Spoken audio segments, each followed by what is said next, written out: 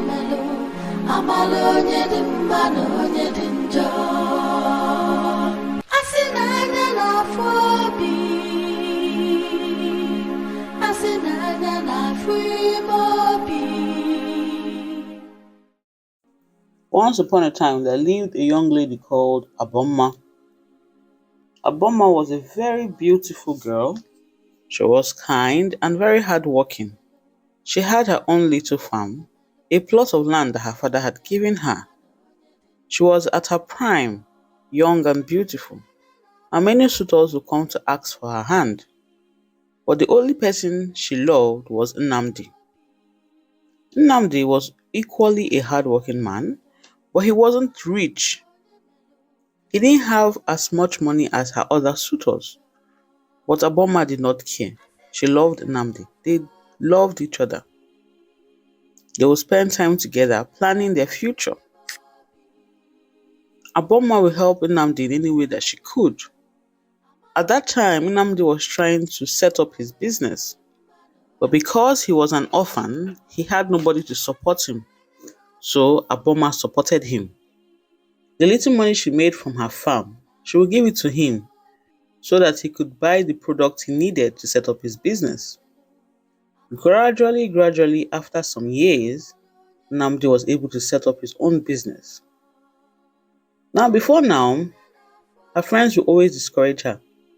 Why are you wasting time with this man? Didn't you see Uchenna? Uchenna has money to spend on you. One of her friends said, you're here wasting away with this Nnamdi. Somebody that cannot buy one goat meat for you.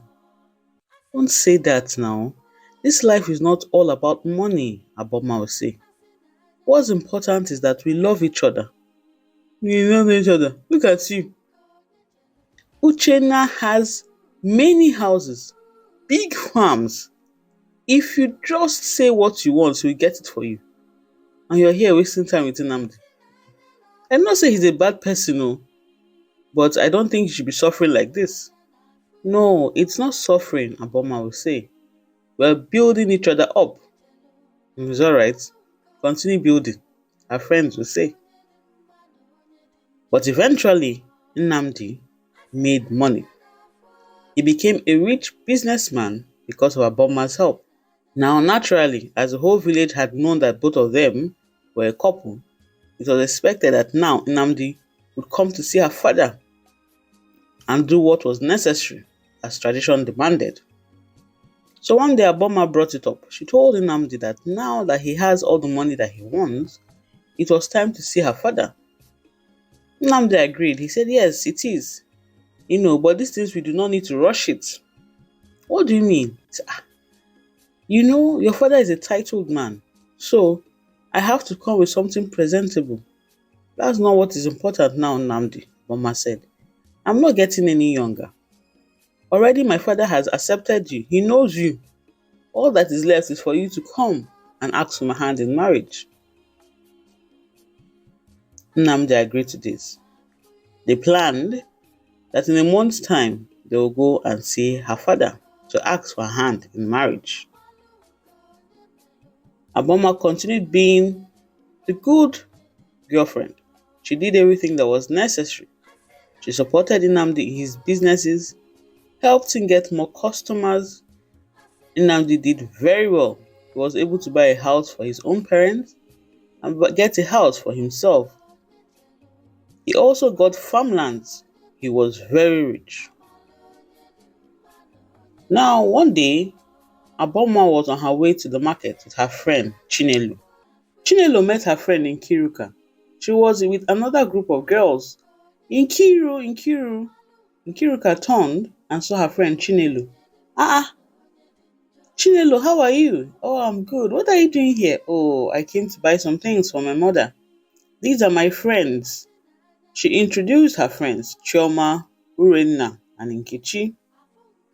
She said that Nkechi was getting married next weekend, and they're also here to see one or two things they could buy for her.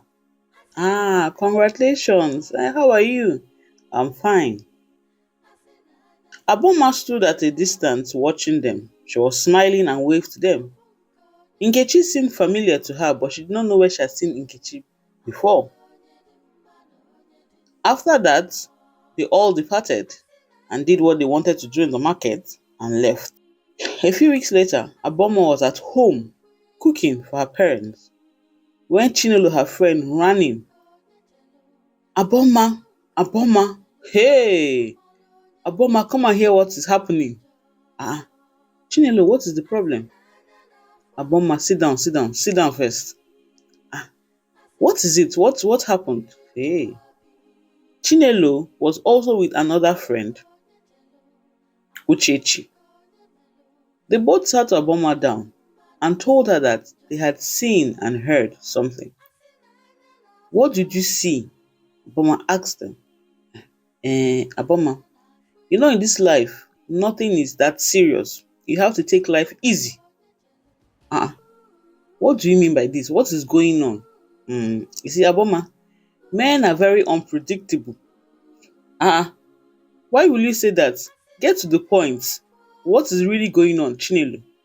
You see, life is not a do or die affair, you know. Chinelo, get to the point. Get to the point. What is happening? And then Uchechi told her, Aboma, as I speak to you now, Nnamdi is getting married. Yes, we are to be married. Is there any problem? No, Aboma, Nnamdi is getting married to somebody else right now as we speak. No, that's not true. That's maybe somebody else you saw. It cannot be Nnamdi. Hey, God of mercy. Aboma, we just went to his house now. When we heard it, we couldn't believe it. But we went to his house now and we saw what. How do you know? Aboma asked. How? Don't you remember that my friend in Kiruka that we saw in the market? Yes. She was standing with one girl. That girl's name is Nkechi. Do you remember Nkechi? No, I don't remember her face. Nnamdi is marrying Nkechi now as we speak. Now, at that very moment, Aboma remembered where she had seen Nkechi before. She saw Nkechi in Nnamdi's shop. At the time when she saw them, they seemed a bit off, but Nnamdi told her that Nkechi was one of his customers, so she did not think anything of it. But now, it seemed as if everything had fallen into place. When she saw that girl Nkechi, she felt something off, but she couldn't place her hands on it. Immediately, Aboma ran. She ran to Nnamdi's house with her friends, Chinelo and Uchechi following her behind. And as true as day, Nnamdi was marrying Nkechi. They were holding a traditional marriage. Aboma saw this. Once she made eye contact with Nnamdi, she fainted. Her friends carried her and took her back home. Her parents asked her what happened, and Chinelo explained everything. The entire village was surprised. Everyone expected that Nnamdi would marry Aboma, but instead he married Nkechi. Because he was a rich man, nobody challenged him. Everybody then assumed that Aboma must have been a bad person. She must have done something wrong. Her friend Chinelo was upset to hear these rumors. This is a girl who stood by Nnamdi. This is someone who loved him when he did not even have anything. Then everybody was praising her as a good wife. Now she's now a bad person. When Aboma woke up, she went to Nnamdi's house.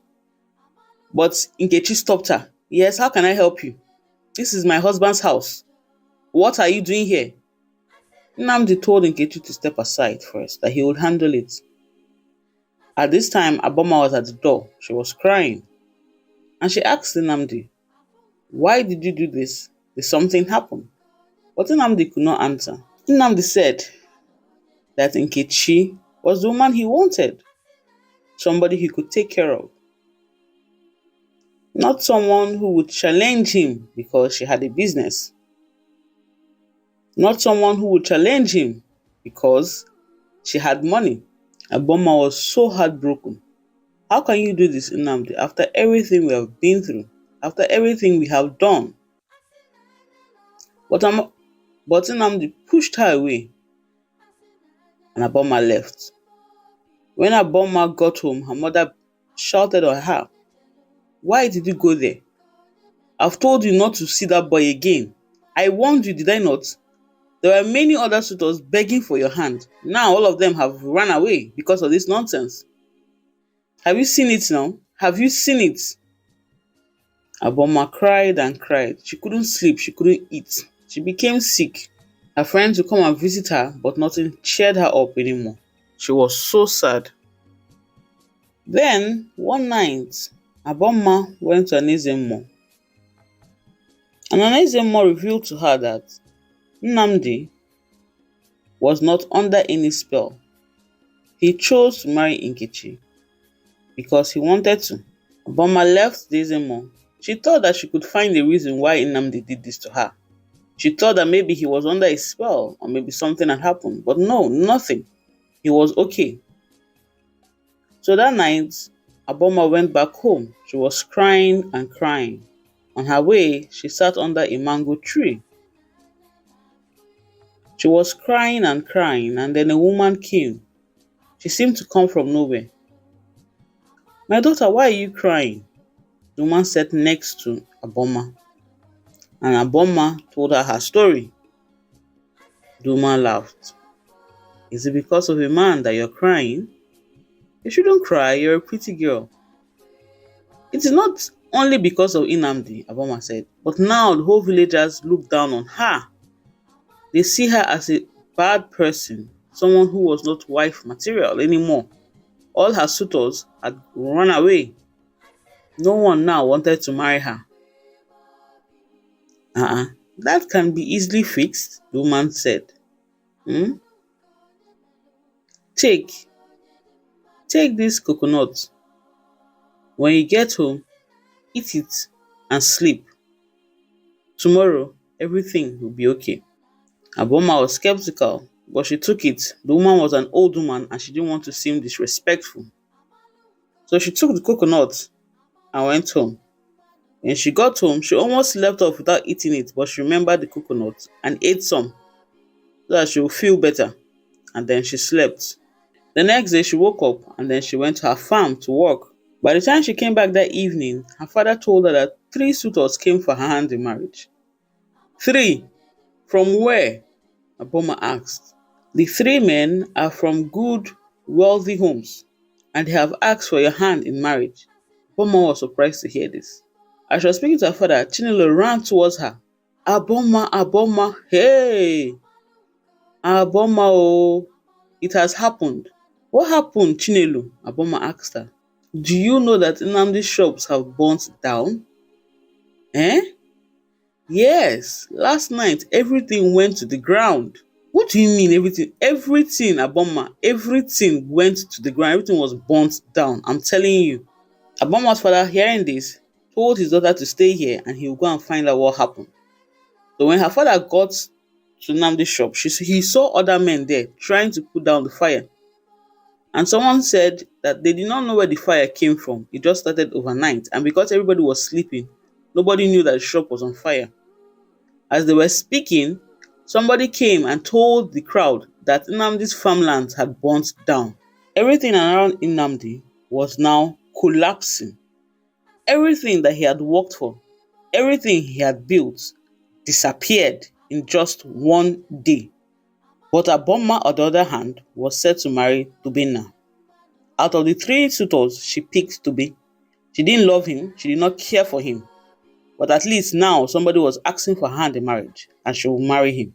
Aboma was set to wed, but Nnamdi was set to mourn.